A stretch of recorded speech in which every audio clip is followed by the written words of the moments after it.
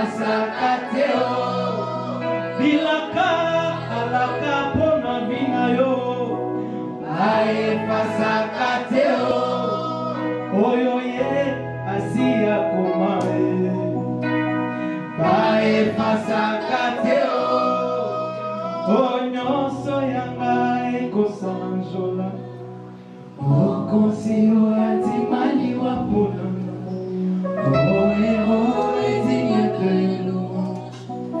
Je sais pourquoi je l'adore Bilembo ya motema Bae Fasakateo. Est-ce qu'on peut acclamer pour celui qui a fait la promesse?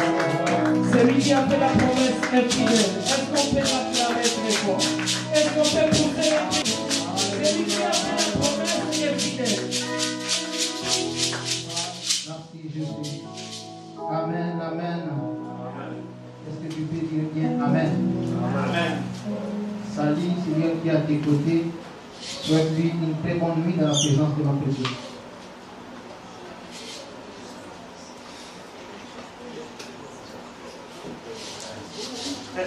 Alléluia. Amen. Que Dieu vous bénisse. Amen.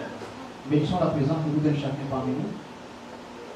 Nous sommes vraiment réconfortés par votre présence, sans laquelle on ne saurait pas annoncer la bonne nouvelle aux chaises. Sans plus tarder, nous allons continuer notre thème. On va partager notre message que nous avons eu à commencer depuis hier. Nous sommes en train de parler sur l'homme riche et les royaumes des cieux. Il y a certes des gens qui étaient là depuis hier et qui ont su comprendre comment on avait commencé. Mais bien avant de pouvoir commencer avec le message d'aujourd'hui, j'aimerais, au lieu de pouvoir me résumer, appeler quelqu'un à la salle, parmi ceux-là qui étaient là hier, s'il peut nous faire une petite synthèse de ce que lui avait reçu hier. S'il y a quelqu'un rempli par le Saint-Esprit de Dieu, qui peut nous faire une petite synthèse du message que nous avons eu à donner hier avant qu'on puisse entrer dans le message d'aujourd'hui. Y a-t-il quelqu'un qui était là hier ici?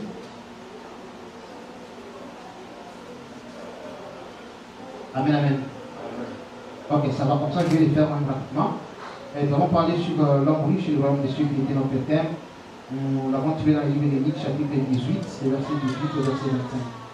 Alors nous avons fait comprendre aux enfants de Dieu les sortes de richesses qui existaient. Il y avait ces biens qu'on pouvait recevoir ici sur terre et qui n'étaient pas un péché devant le Seigneur. Amen, amen. Alors j'avais demandé à ce qu'un enfant de Dieu doit être béni. Et cela, ça fait la fierté, ça fait la gloire de notre Dieu que nous soyons bénis. Alors nous avons parlé que ces bénédictions ici, ça n'a pas commencé avec nous aujourd'hui, ça a commencé depuis nos pères. Dans la foi, ils étaient bénis. Et cela prouvait la présence de Dieu dans leur vie. On a vu Abraham, on a vu Isaac, on a vu Jacob, ainsi de suite. Tous ces gens-là étaient des hommes bénis. Et nous avons fait comprendre que si nous voulons être bénis, nous devons travailler. Alors que personne ne s'attend à une bénédiction sans travail. Parce que même nos pères dans la foi, ils travaillent. Et si vous vous attendez à une bénédiction sans travail, vous êtes en train de vouloir faire de notre Dieu un magicien. Alors notre Dieu n'est pas un magicien. Alléluia. Et nous avons fait comprendre qu'il n'y a que la bénédiction de Dieu qui enrichit. Parce qu'au-delà de Dieu, le diable aussi peut te tromper avec une certaine bénédiction pour t'amener à la perdition. Et lorsqu'on est béni par Dieu, on ne sert pas dans la confusion et il n'y a pas de chagrin qui suit la bénédiction de Dieu. Nous avons donné également 3 conseils pour l'homme béni par Dieu qui doit comprendre qu'il faut qu'il y ait une bonne gérance de ce que Dieu lui donne. Et vous devez vous accepter en fait dans l'état où vous vous trouvez. C'est-à-dire il y a des gens que Dieu avait bénis, après moi de leur comme ça, ils sont un peu peut-être secoués, et puis du coup, ils ne savent pas se contenir dans cet état. Alors Dieu nous a fait comprendre hier que nous devons nous accepter dans l'état où nous sommes en train de nous trouver. Et nous avons aussi fait comprendre qu'on ne peut pas se comparer à quelqu'un. Alléluia. Alléluia. Amen. Alors les bénédictions sont différentes, chacun est béni de sa manière. C'est comme les étoiles dans le ciel, chaque étoile a sa manière de briller. Alors aujourd'hui nous allons parler sur la deuxième richesse, mais le deuxième type de richesse, ce sont les richesses célestes. Amen, amen. Amen. Est-ce que tu peux dire à ton voisin richesse céleste? Richesse céleste. Une fois de plus, richesse céleste. Richesse céleste. Ephésiens chapitre 1er, chapitre 1, le verset 3. Si nous pouvons nous tenir debout afin que nous puissions lire, faire cette lecture ensemble. Ephésiens chapitre 1er, le 3e verset. Ephésiens 1, 3. Si vous n'avez pas la Bible, cherchez la Bible à votre côté, lisons ensemble. Je ne suis pas fatigué de lire la Bible, c'est un séminaire. Nous sommes vraiment obligés de lire quelques versets. Est-ce que nous y sommes? J'aimerais bien que si nous y sommes, nous puissions faire cette lecture ensemble. Nous allons lire du 3e verset au 10e verset. Ephésiens chapitre 1, le verset 3, nous lisons au nom de Jésus. Nous commençons. Béni soit Dieu, le Père de notre Seigneur Jésus-Christ, qui nous a bénis de toutes sortes de bénédictions spirituelles dans les lieux célestes en Christ. En lui, Dieu nous a élis avant la fondation du monde pour que nous soyons saints et irrépréhensibles devant lui, nous ayant prédestinés dans son amour à être ses enfants d'adoption par Jésus-Christ selon les bons plaisirs de sa volonté, à la louange de la gloire de sa grâce qu'il nous a accordée en son bien-aimé. En lui, nous avons la rédemption par son sang, la rémission du péché selon la richesse de sa grâce, que Dieu a répandu abondamment sur nous par toute espèce de sagesse et d'intelligence, nous faisant connaître le mystère de sa volonté selon les bienveillants desseins qu'il avait orés en lui-même, pour les mettre à l'exécution lorsque le temps serait accompli, et réunir toutes choses en Christ, celles qui sont dans les lieux qui sont sur la terre. Acclamons le Seigneur. Alors hier, nous avons parlé des bénédictions qui sont terrestres, et nous avons conseillé à chaque enfant de Dieu de travailler pour en avoir. Aujourd'hui, nous allons comprendre les deuxièmes sortes de bénédictions. Ce sont les bénédictions qui sont célestes. La Bible dit, béni soit Dieu le Père et notre Seigneur Jésus, qui nous a bénis de toutes sortes de bénédictions spirituelles. C'est-à-dire, au-delà des bénédictions que nous avons ici sur terre, Dieu a commencé par nous bénir avec des bénédictions qui sont spirituelles. Et ces bénédictions-là, la Bible dit, il nous les a bénis en Jésus.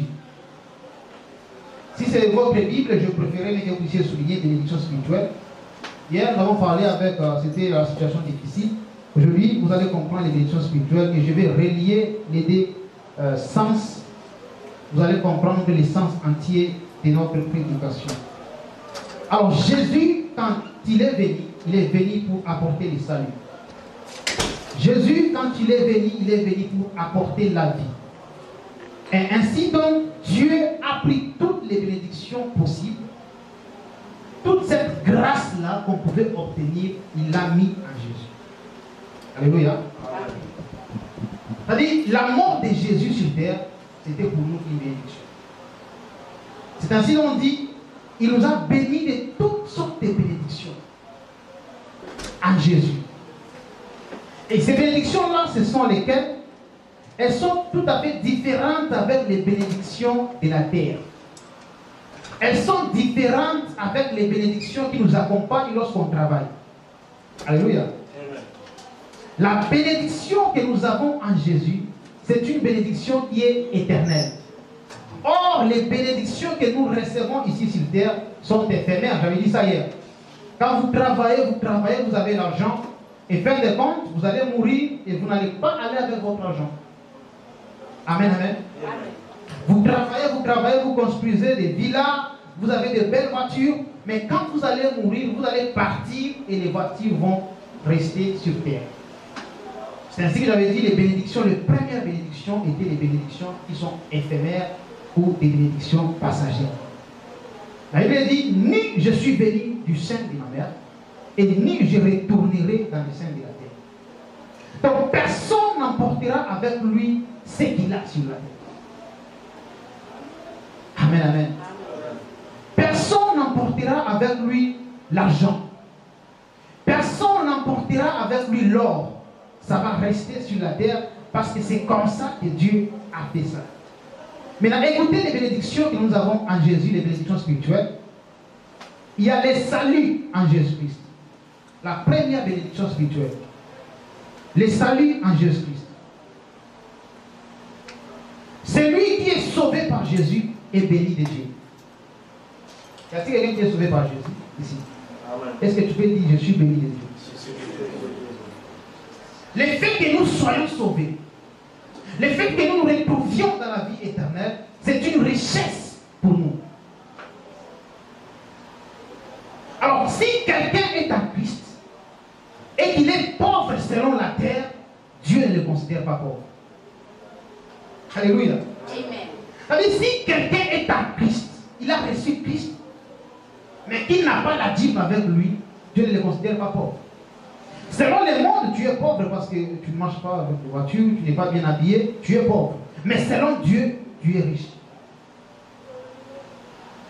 Le deuxième élément, c'est l'amour de Dieu pour nous. Quelqu'un qui reçoit l'amour de Dieu, il est plus que quelqu'un qui est béni sur la terre, mais qui n'est pas dans l'amour de Dieu. Parce que l'amour de Dieu est égal à Dieu lui-même. Alléluia. Bon, mon pasteur me disait, si tu veux définir Dieu comme étant amour. Dieu égale amour. Maintenant, cet amour de Dieu, il manifeste pour nous. Le fait que Dieu accepte de manifester son amour, tu es béni. Tu marches, tu te réveilles le matin, tu dors la nuit. Dieu, par son amour, il a accepté que cela se fasse ainsi. Alors qu'il y a des ceux-là qui sont dans de belles conditions, mais qui ne savent pas bouger. Mais Dieu manifeste son amour pour toi. Alors tu es le plus béni parce que Dieu continue à t'aimer. Alléluia. Amen. Donc, il n'y a pas une raison de se déconsidérer si on est aimé par Dieu. Le troisième élément, c'est son pardon. Amen, amen. Amen. Le pardon de Dieu. Dieu, en amenant son Fils Jésus en nous, pour nous sauver, il a effacé tous nos péchés. La Bible dit, les condamnations qui pesaient sur nous sont tombées sur nous. Et c'est le pardon de Dieu, le pardon que Dieu nous a manifesté, c'est une richesse. Parce que si nous sommes appelés saints aujourd'hui, ce n'est pas parce qu'on ne pêche pas du tout. Ce n'est pas parce que des fois on ne bronche pas. C'est parce que Christ, un saint, est mort pour nous. Et en lui, c'est Jésus, nous nous retrouvons comme des saints. Est-ce qu'il y a quelqu'un qui est saint parmi nous? Il n'y a-t-il pas de saints ici? Oh, il n'y a pas de saints. Il n'y a pas de saints ici. Vous doutez?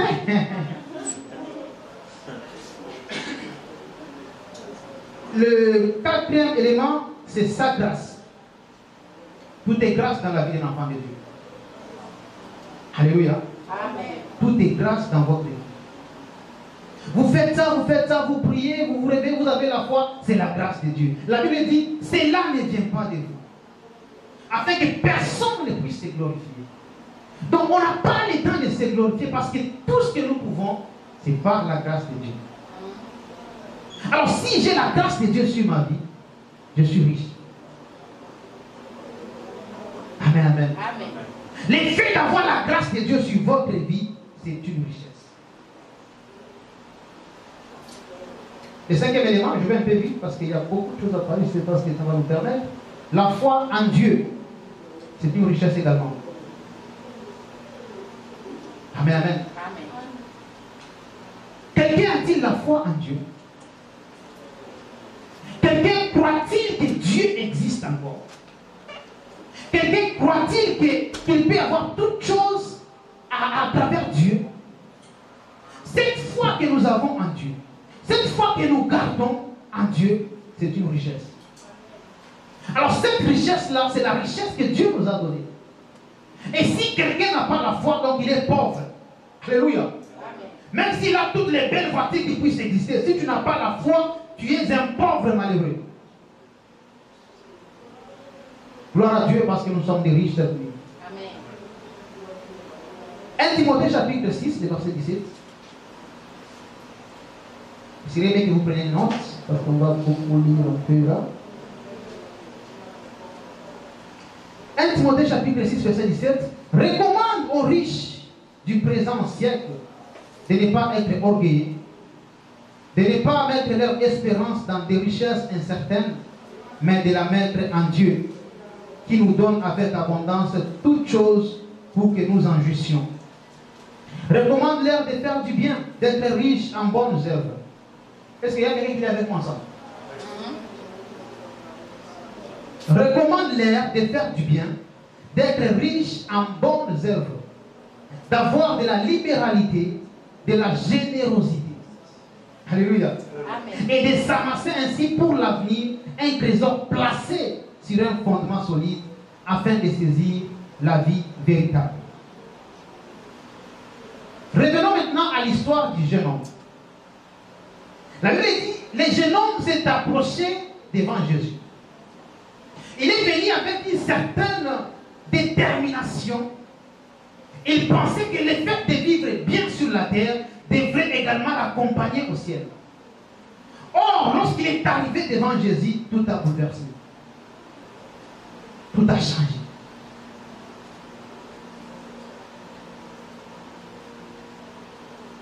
Tout a changé.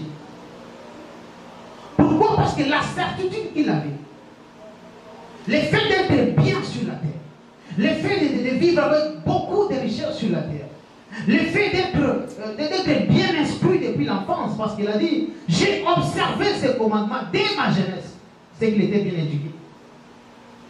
Amen, amen. Amen. Il était bien éduqué. Il savait bien craindre la loi. Mais lorsqu'il arrive devant Jésus, ça devient un autre cas. Jésus l'a vu, il l'a aimé premièrement, mais il a remarqué que du fait qu'il avait l'argent, du fait qu'il avait les richesses avec lui, du fait qu'il était un grand patron, il y avait des histoires qu'il avait remarquées en lui. Ces histoires-là, ce sont les richesses également. Et ce sont sur ces points-là que nous allons échanger pour comprendre pourquoi le royaume de Dieu a été difficile pour cet homme riche. Premier élément, l'amour exagéré de l'argent. L'amour de l'argent.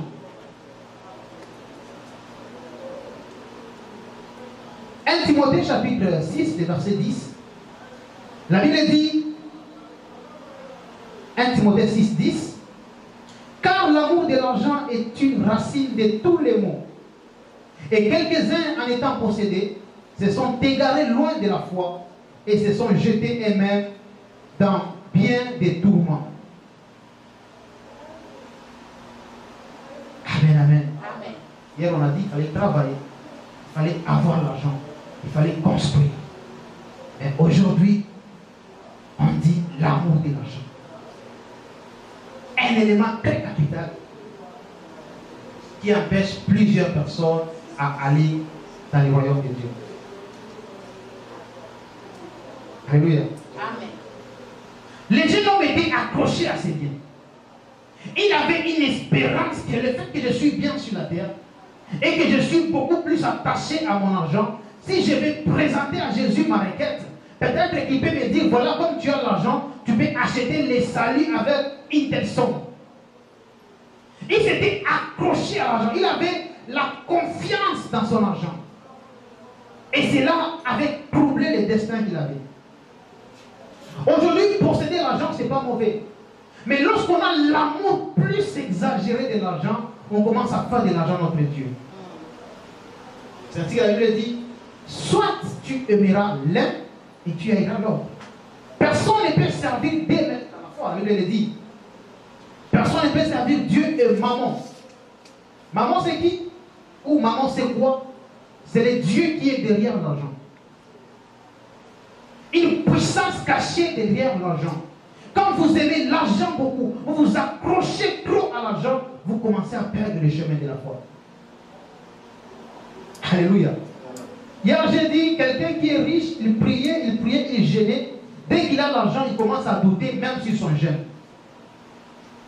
Dès qu'il a l'argent, il commence à douter même s'il sait quoi même la prière. Pourquoi? Parce que les jeunes te prient du matin au soir et ils sont devenus des paresseux. Tout ça parce qu'il a eu l'argent. Mais pendant qu'il n'en avait pas, il était dévoué au culte. Il priait Dieu. Il pouvait aller évangéliser. Il pouvait parler du Seigneur. Aujourd'hui qu'il est devenu riche, tout a bloqué. l'amour de l'argent. Lorsque tu aimes plus l'argent, plus tu aimes l'argent, plus tu n'aimes plus Dieu. Amen, amen. Plus tu es en train d'aimer beaucoup plus l'argent, plus tu n'aimes plus Dieu. Et c'est un texte ou bien c'est une tentation dans laquelle plusieurs chrétiens sont tombés aujourd'hui. Plusieurs chrétiens aiment beaucoup l'argent.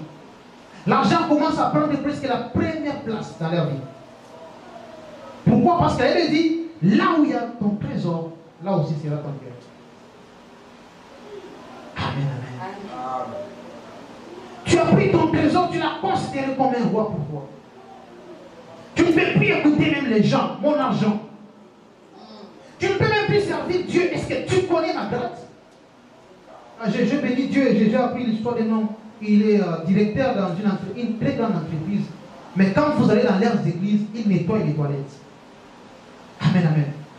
C'est-à-dire qu'il n'a pas considéré son argent. Il n'a pas vu son argent comme d'une grande importance devant Dieu. Il n'est pas un PDG de Dieu. Il n'y a pas de PDG de Dieu. Que tu aies l'argent ou pas, Dieu reste Dieu. Amen. Alléluia. Que tu en aies des milliards et des milliards, Dieu reste Dieu. Et lorsque tu commences à considérer beaucoup plus ton argent plus que Dieu, tu commences à donner ton argent et l'argent devient ton Dieu. Est-ce que quelqu'un peut dire ça? Le deuxième élément, c'est l'orgueil. Ou bien le manque d'humilité. Lorsque le jeune homme approche devant Jésus, il lui pose la question, bien, bon maître, qu'est-ce qu'on peut faire, tout ça. Jésus lui a répondu. Mais le fait de ne pas marquer l'humilité a fait que Jésus puisse donner un enseignement à ses disciples. Il a dit, il est facile à un chameau de passer par les clous d'une aiguille qu'à un riche d'entrer dans le royaume de Dieu. Est-ce que quelqu'un comprend ce que signifie vraiment la phrase? Qui connaît les clous d'une aiguille?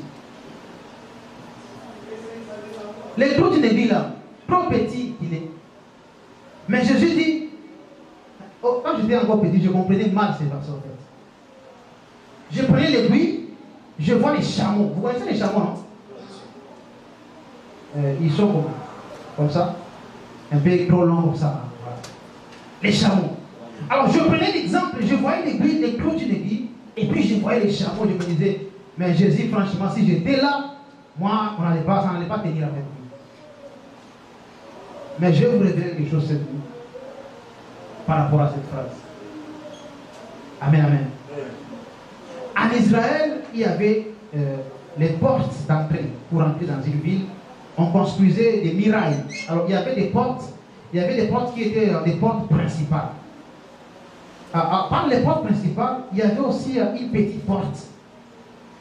Mais les portes principales servaient à ce que lorsque le commerçant allait acheter la marchandise, ils allaient avec les chameaux. Amen, amen. Maintenant, ils venaient avec la marchandise là, ayant chargé leurs chameaux pour qu'ils puissent entrer en Jérusalem. Maintenant, les principales portes, elles étaient fermées un peu vers les soirs. Quand il faisait un peu soir là, on fermait ces principales portes là. Et il y avait une petite porte là qui restait un peu longtemps ouverte. C'est cette porte là qu'on appelait les clous d'une aiguille. Alléluia. Maintenant, comment est-ce que les chameaux faisaient? Pour que les chameaux puissent entrer par cette porte là, il fallait qu'on puisse les décharger de ce qu'il avait comme charge et puis qu'ils puissent s'agenouiller afin de passer. Amen, amen. Amen.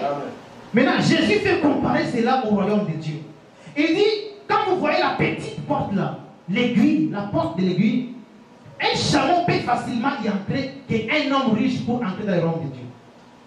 C'est-à-dire, il voulait les faire comprendre quoi?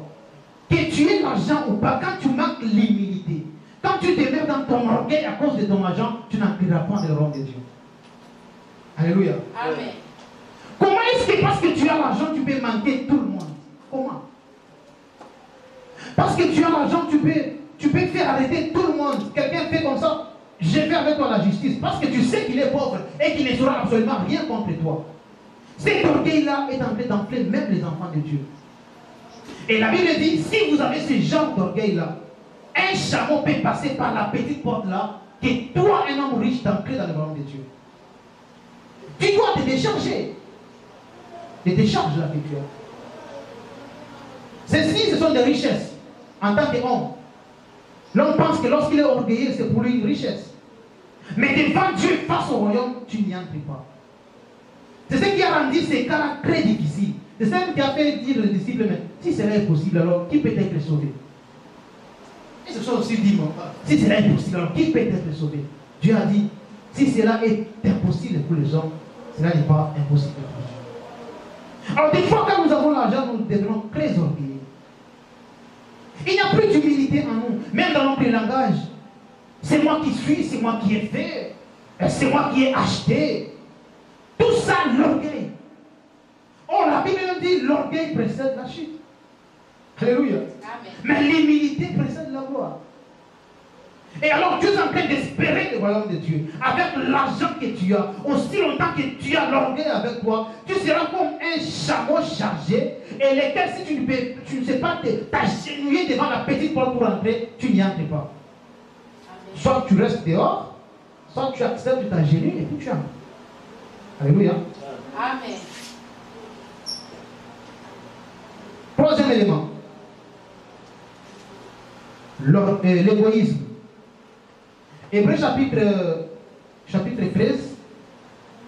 Je voudrais que quelqu'un puisse nous lire ces versets dans la salle. Hébreux chapitre 13, le verset 16. Hébreux 13, 16. Hébreux 13, le 16e verset. N'oubliez pas la bienfaisance et la libéralité, car c'est à de tels sacrifices que Dieu prend plaisir. Alléluia. Est-ce qu'on peut attendre ça?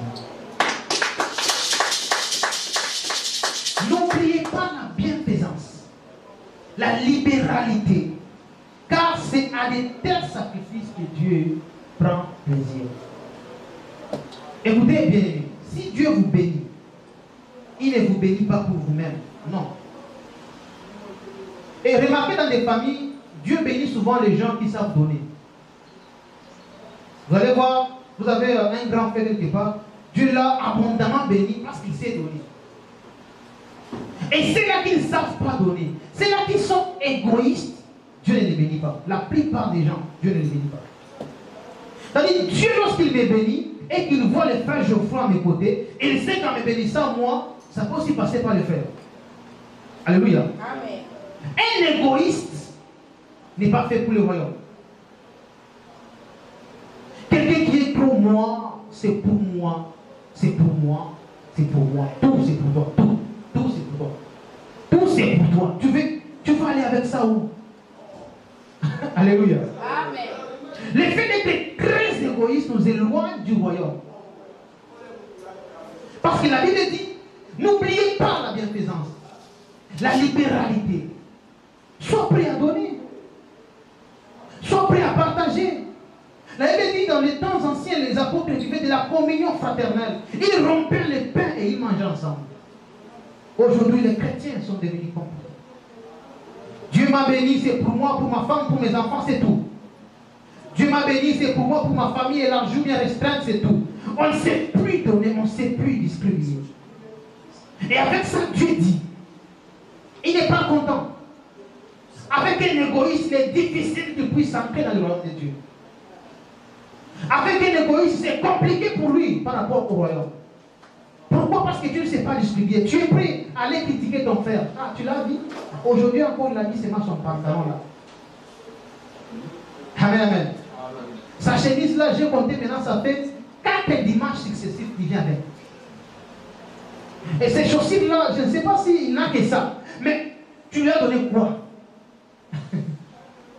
Amen, amen. Amen. Non, allez en Afrique, vous allez voir, il y a des gens qui vous portent une chemise. Ils commencent avec ça le lundi, mardi, mercredi, jeudi, jusqu'au dimanche, la même chemise. Bon, je ne sais pas si on va la laver les dimanches la nuit. Les Indiens, quand même, ils commencent avec la même chemise. Mais toi, tu te mets là pour critiquer. Pourquoi seulement cette chemise-là? il veut nous montrer quoi? Est-ce que Dieu lui a donné une autre chemise qu'il peut remplacer? Mais si Dieu t'a fait grâce d'en avoir, partage. Alléluia. Si toi tu en as au moins que moi je n'en ai pas, viens voir, dis, frère, je vois, Dieu m'a béni, alors voici la chemise que j'ai, prenons aussi que la gloire soit rendue à Dieu. Ce n'est pas pour que tu puisses faire, quand tu donnes là, tu vas dire, tu vois, la chemise là qu'il a portée là, c'est pour moi. La Bible dit, quand la main droite donne, que la gauche ne sache pas. Alléluia. Amen. Et lorsque tu veux briser l'égoïsme en toi, tu dois savoir partager. Et d'ailleurs, il est écrit que la main qui donne est plus que celle qui reçoit. Donc, plus je donne, plus je reçois. Des fois, nous pensons que quand je vais donner, je vais m'appauvrir, ça va terminer. Non. La loi de Dieu est telle que plus tu donnes, plus tu reçois. Donc, quand tu fais un geste de donner, quand tu fais un geste de partager, tu provoques à ce que la loi de Dieu sur le partage puisse s'accomplir sur ta vie. Et quand tu te bloques, tu ne sauras plus être béni. Alléluia. Mais explique-moi un peu, comment est-ce qu'on peut, une bouteille qui est remplie d'eau, qu'on vient prendre encore l'eau pour qu'on puisse ajouter là-dedans? C'est impossible. Mais c'est déjà rempli. Alors, quand Dieu t'a béni, tu as stocké, tu t'es rempli. Donc, il n'y a pas moyen qu'une autre bénédiction puisse venir passer par toi. C'est ainsi que tu t'enfermes. Amen, amen. Alors, je dirais que quelqu'un appelle ce n'est qu'il a peine à donner. Alléluia. Amen. Lorsque tu donnes, tu ouvres les églises des cieux sur ta vie. Yes. Jésus lui dit, prends ce que tu as là, vends ça et donne ça aux pauvres. C'est dit quoi? Et quand je vais donner ça aux pauvres, c'est pour que je reste malheureux sur la terre. Tu ne resteras pas malheureux, tu permettras par contre à ce que d'autres viennent encore. Alléluia. Amen. La loi de l'abondance dans le royaume de Dieu, c'est ça. Tu donnes, tu reçois. Tu ne donnes pas, tu restes stoppé.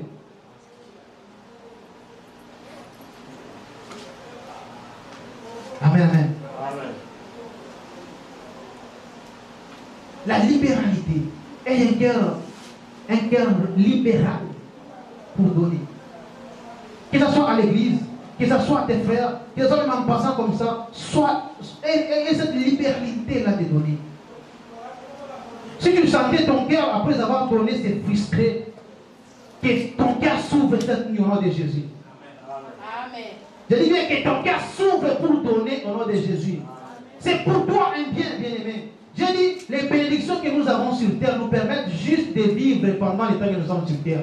Mais nous n'allons pas aller avec ces bénédictions-là au ciel. Non, jamais. Alors, les bénédictions que nous aurons au ciel, ce sont les dons que nous faisons là par rapport à ce que nous avons. Et c'est là que Dieu appelle les trésors cachés dans le royaume.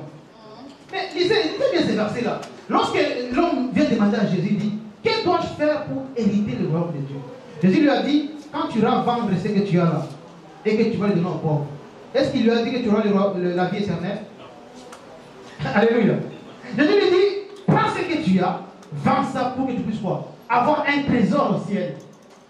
Il n'a pas parlé du royaume de Dieu. Il a dit, si tu veux que tu puisses avoir un trésor au ciel, vends ce que tu as là. Alors, lorsque j'ai ouvert les trésors de Dieu au ciel, même lorsque mon trésor va s'épuiser, Dieu saura qu'il y a Dieu besoin de quelque chose. Amen, amen. Amen. Donc lorsque tu fais ces gestes-là, tu es en train d'ouvrir un compte au ciel. Et le bienfait que tu feras ne passera jamais inaperçu. Dieu sait le voir et Dieu sait se souvenir dans les bons temps. Yes. Alléluia. Le quatrième élément, c'est le fait de se confier dans sa richesse. Ça fait partie presque de l'amour, l'égoïsme, en fait, l'amour exagéré de notre argent. Mais ici, c'est que le fait de se confier dans sa richesse, ça nous éloigne du royaume de Dieu. La richesse, Dieu nous la donne. Frère, c'est quoi?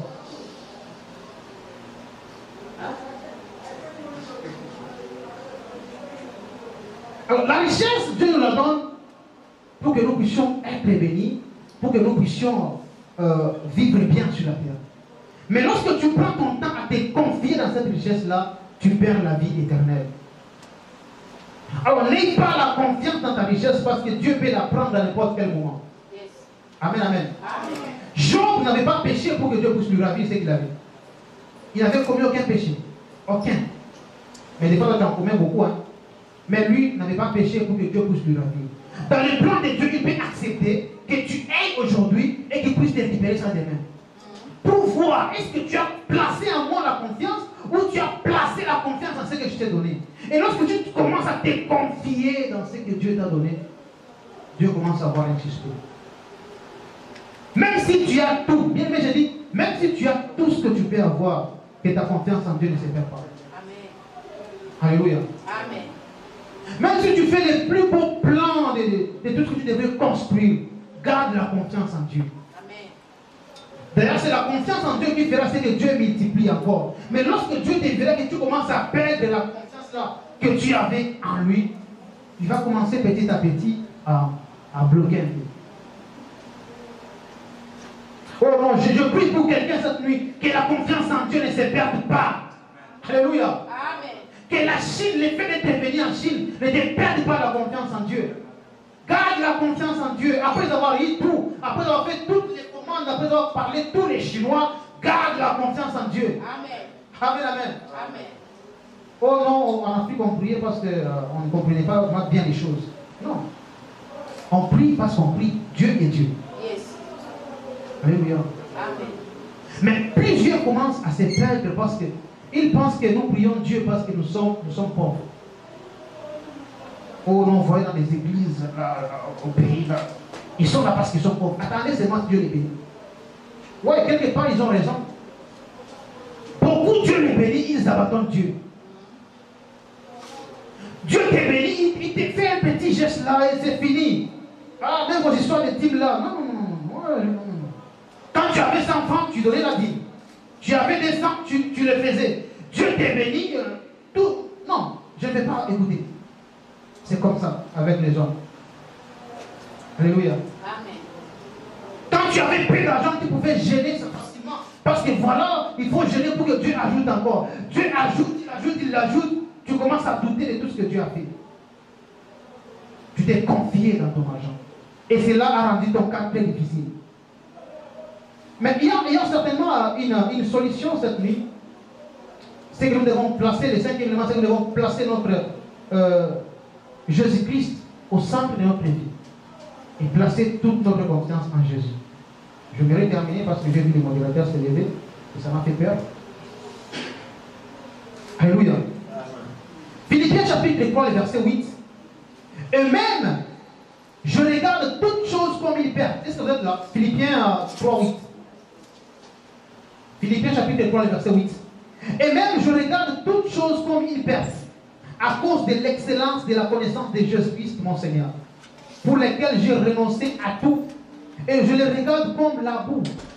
Alléluia. Amen. Afin de gagner Christ. Si je connais Christ, cela me suffit. Amen, amen. Amen. Ces gens-là, et ils critiquent moyennant 0 franc. Bien. Tu devais seulement critiquer moyennant 0 franc. Donc, tu n'as pas reçu l'argent pour critiquer, mais tu le fais. C'est une richesse. Tu es riche en critique. Alléluia. Amen. Tu es riche en critique. Donc, si tu le vois venir chez toi, sache qu'il vient avec un dossier de quelqu'un. Même si tu ne t'attendais pas qu'il y avait un dossier, dès qu'il vient, et le plus pire encore, c'est que dès qu'il a déjà mangé, s'il finit à manger, nous sommes dans les dossiers qui s'étalent. Les petites classes, ce sont des richesses.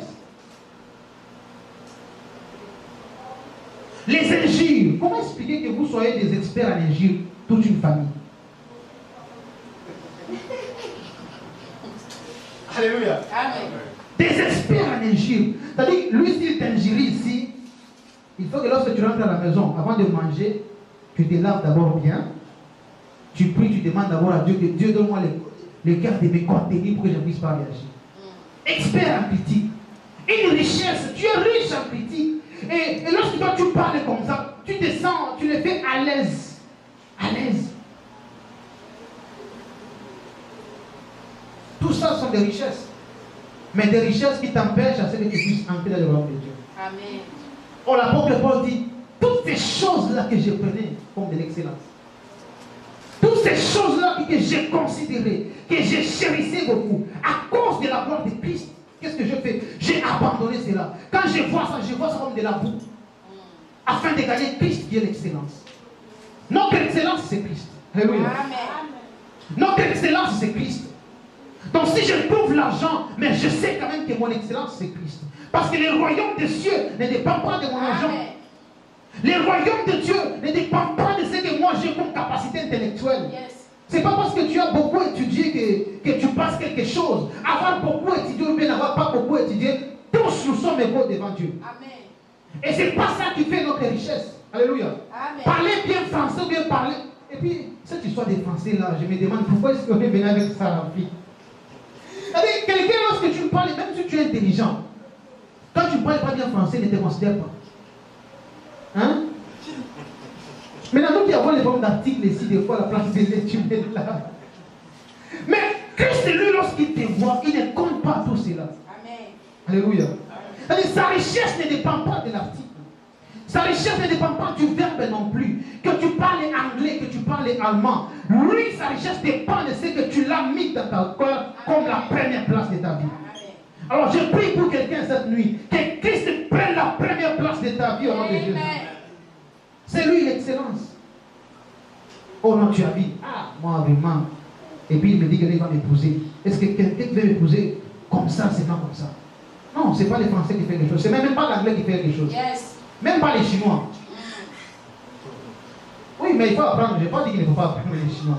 Il faut apprendre les Chinois, il faut apprendre le français, il faut apprendre l'anglais. Mais l'excellence que nous avons, c'est Christ. Alors, quelqu'un qui veut vivre le royaume de Dieu doit mettre Christ au centre de son cœur, afin que Christ puisse diriger toutes choses. Que Dieu nous bénisse. Est-ce qu'on peut applaudir?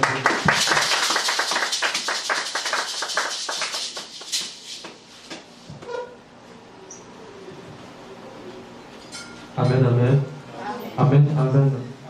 J'ai pas vraiment trop de commentaires à faire. J'ai pas trop de commentaires. Je n'ai rien à ajouter puisque je connais que c'était le Saint-Esprit qui lui avait inspiré. Que Dieu vous bénisse. Amen, amen. J'aimerais que tu puisses